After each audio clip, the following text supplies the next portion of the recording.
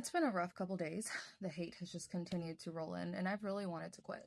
I've had so much anxiety the past few days, and I need to check myself and wonder why I'm letting people who think a $1 polish is as safe as a $20 one and who don't question the license or credentials of people on TikTok who are trying to teach them unsafe practices and selling them garbage polishes, but will come on my page to find a dot of gel polish on my pinky, get to me like this. Let's be completely honest. If I wasn't out here talking about brands and contact dermatitis, not a single person would be critiquing my application or questioning my credentials. Never in a million years would I have imagined I would get this much hate for trying to share my story and warn people before they get a lifelong allergy. I'll start by saying this is for entertainment purposes only, and everything is alleged. So let me clear some things up because I am tired of fighting for my life in the comments because the people who have come for me haven't watched my videos in their entirety and are just listening to what others are saying. I never set out to cancel Beatles. I wanted honesty and transparency, which they still haven't provided. Amber Arch Rivalry made a valid point to me that the only way to test that the photoinitiator levels they use weren't working in their formula is in a lab, which I obviously don't have. So I'll just leave it at this. If those low levels of photoinitiator worked great for such high levels of monomer, why aren't all the other companies doing the same thing and saving money? I have never seen such a low level in any other formula, especially one with so much monomer. However, their new SDS contains acceptable amounts, so if it wasn't a problem to begin with, why'd they fix it?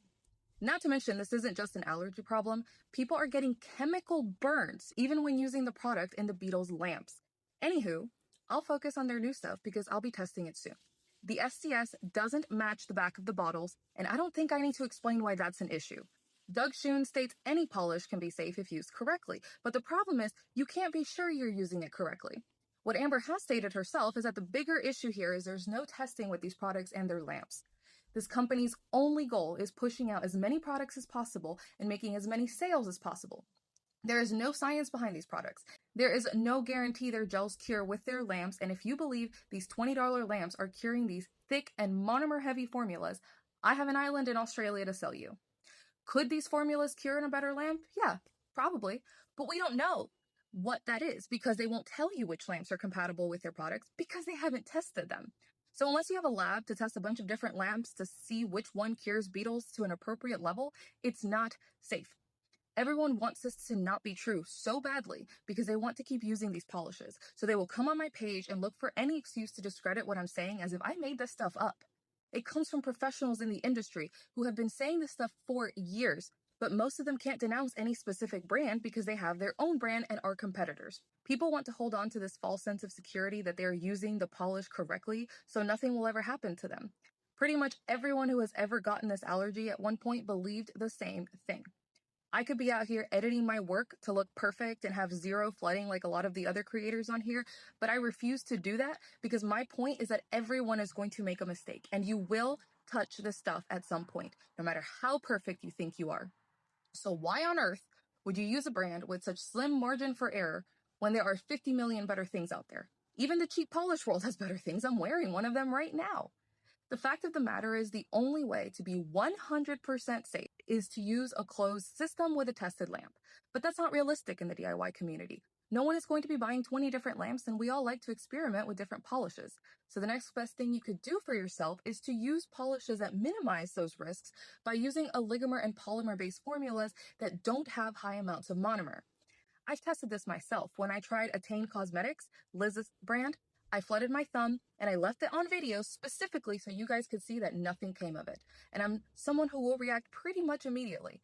The people who act all high and mighty like this is never going to happen to them because they use the product correctly, if you go look at their work, they flood more than me. The girl who came at me this week with a bunch of lies and accusations is a press-on nail artist. My work would be perfect too if I only did press-ons. So I will end with this. I am not forcing anyone to listen to me. In fact, I have never said anyone should listen to me. I have never told anybody what to do or that they should throw something out or completely stop using something. I am just sharing my experience and the research I've done. All I have wanted from the beginning is for people to find better alternatives so they don't end up like me. So I won't quit because I will not be silenced. And what I have done here matters so much more than any hate I could have ever received. I started a conversation. Brands are being held to a higher standard. People are now curious about what is in their polish. I am learning alongside you guys, and I am grateful when people want to have real educational conversations. I've spoken to many creators on here privately and learned so much, and have even accepted the corrections that some of them have made to my statements. I have never claimed to be perfect or to know everything, but the difference between me and the people who are critiquing me is that I'm always willing to learn more. And even if you disagree with what I've said, if you think that it's a bad thing that people are now asking questions and wanting brands to be transparent, and you think that is somehow bullying a brand, I couldn't care less about what you have to say about me. I will come out the other side of this stronger and more educated than ever. For my nail besties, especially the ones that have come through for me in this situation, Hallie the Nail Babe, Cherry Bomb Nails, Dahlia's Nail Studio, Angie Trauber, and so many others, love you girlies so much.